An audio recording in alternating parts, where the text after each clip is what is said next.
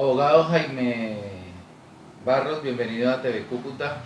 Haremos un tema muy importante para las zonas de frontera en el país, que son las CESE. Sí, ¿Qué sí. son las CESE y qué beneficios traen al empresariado? Sí, buenas noches para todos los ciudadanos de Cúcuta. Eh, Gracias por esta entrevista, Gabriel, por preocuparse por el tema de la región tan importante que es el tema CESE. CESE es un régimen especial que creó el plan de desarrollo del anterior gobierno, en donde beneficia a las zonas de frontera con unas tarifas reducidas en el impuesto de renta. Lo que garantiza es que los contribuyentes que se inscribieron o se inscriban dentro de este régimen durante 10 años van a tener unas tarifas preferenciales. Los 5 primeros años, cero impuestos, y los 5 segundos años, el 50% del impuesto de renta. Hay una frase que nos impactó mucho y se la escuchamos a usted hace varios tiempo, que es: estamos ante un paraíso fiscal en la frontera y no lo hemos visto. Sí, realmente somos una, eh, un territorio en donde por primera vez en la historia tenemos y tuvimos este régimen como especialísimo, en donde se puede comparar con un paraíso fiscal. No somos un paraíso fiscal, pero se puede comparar, pues toda vez que los paraísos fiscales o la gente que va e invierte es porque tiene este tipo de regímenes especiales. En este momento, Cúcuta, por ejemplo, que es la ciudad más importante de la CESI, tiene cero impuesto de renta. Eso no se consigue en el mundo sin que se tilde de paraíso fiscal, que está mal visto desde el punto de vista de la OCDE o otros países. Entonces, se está gozando de un régimen preferencial privilegiado, con la alta estima de que las inversiones que se hagan en estos territorios no son mal vistas como paraísos fiscales. Pero sí nos podemos comparar por la cantidad de beneficios que tenemos al estar aquí en este régimen y en estos territorios CESI. Hablemos de la reforma tributaria ahora del gobierno actual. ¿Qué implicaciones tiene ese punto donde habla de derogatoria de la CESE? Sí, hay dos temas que el proyecto de reforma tributaria toca respecto a la CESE. El primero, quiero llamar la atención en la exposición de motivos que hace el gobierno nacional al presentar el proyecto de reforma tributaria, en donde señala que las zonas económicas especiales CESE genera inequidades incluso entre compañías del mismo sector. Tenemos que visualizar el proyecto de reforma tributaria desde su exposición de motivos hasta su desarrollo. En la exposición de motivos, en la página 56, el gobierno nacional presenta estas zonas económicas como unos beneficios enfocados a territorios del país que incluso genera inequidades con las mismas empresas. ¿Cómo visualiza la CESE en este momento el gobierno nacional? Que hay compañías que pueden entrar a este régimen y que hay compañías que no pueden entrar. Entonces se genera una competencia entre ellas, porque algunas, estando en el mismo territorio, tienen un régimen tributario distinto y les toca pagar al 100%, y otras empresas no pueden entrar al régimen, y entonces se genera aquellas que sí están pagando impuestos y otras que, estando dentro del régimen de la CESE, pues ya gozan de la tarifa cero. Esa inequidad en este momento para el gobierno está mal vista. Por tanto, en el artículo 69 del proyecto de acuerdo se propone derogar el artículo 268 de la ley 1955. Eso significa que las CESE están propuestas como un régimen a extinguirse. Bueno, en ese escenario, ¿qué decirle a los empresarios de frontera en donde llegue a prosperar esa reforma tributaria y por ende la derogación de la CESE? Primero, un llamado a la tranquilidad. ¿Sí? ¿Por qué la tranquilidad? porque las derogatorias tienen efectos a futuro, no tienen efectos retroactivos. Segundo, porque hay una protección constitucional en los principios de seguridad jurídica y confianza legítima. ¿Qué quiere decir? Que aquellas personas que están inscritas en cese pueden gozar de los beneficios. Tercero, porque la misma exposición de motivos señala lo siguiente, dice, por lo anterior y siguiendo el principio de buscar mejor la equidad y la simplicidad del sistema, estos beneficios regionales también se propone eliminarlos siempre que se respeten los derechos adquiridos en el pasado. Aquí en el proyecto y en la exposición de motivos se está generando y el gobierno dice que va a respetar los derechos adquiridos. Pero hay algo también que le da seguridad jurídica a las personas que están en cese. Es que en el inciso segundo del artículo 69 de las derogatorias señala el proyecto de acuerdo lo siguiente. Dice, los contribuyentes que hubieran acreditado las condiciones para acceder a las tarifas diferenciales y demás beneficios tributarios derogados o limitados mediante la presente ley podrán disfrutar del respectivo tratamiento durante la totalidad del término otorgado en la legislación bajo la cual se consolidaron respectivas situaciones jurídicas. Entonces se confirma que el gobierno va a respetar el principio de confianza legítima y seguridad jurídica y que quienes están en cese pueden continuar en cese durante los siguientes años que les haga falta. Eso quiere decir que mi querido Gabriel, mis queridos cucuteños, cese se convirtió en un activo a cuidar, uno de los activos más importantes que tienen las compañías para que esta avalancha de impuestos que vienen para las empresas, no importa el sector, sigan blindadas con este régimen preferencial y sigan gozando de lo que nosotros aquí decimos de ese paraíso y que pueda generar esa productividad, que es lo importante también, que ojo con los requisitos, siempre y cuando cumplan con los requisitos.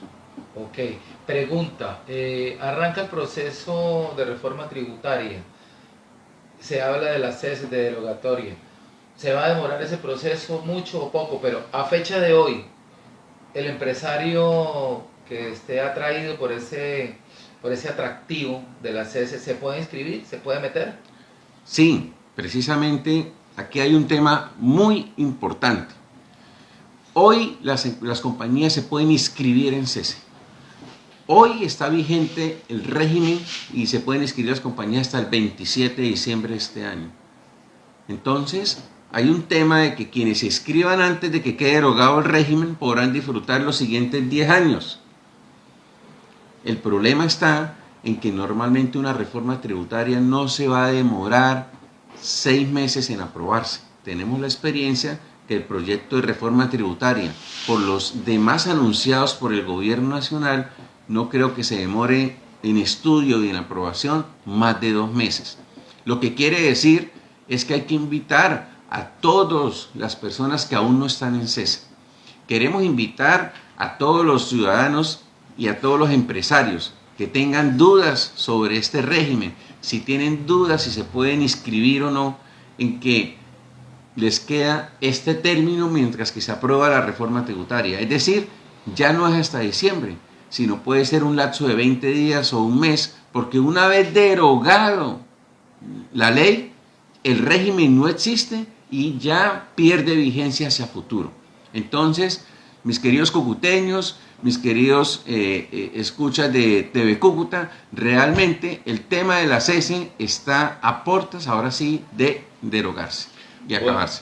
Bueno, doctor, Lexproa se ha convertido en una de las firmas que más ha impulsado y más conoce el tema de la cese en Colombia.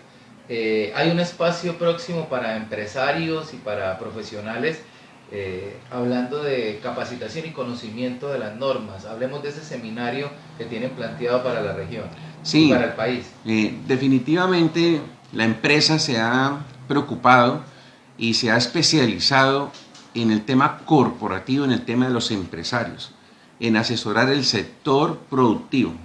Por eso, desde hace aproximadamente 20 días, tomamos la decisión de lanzar un seminario.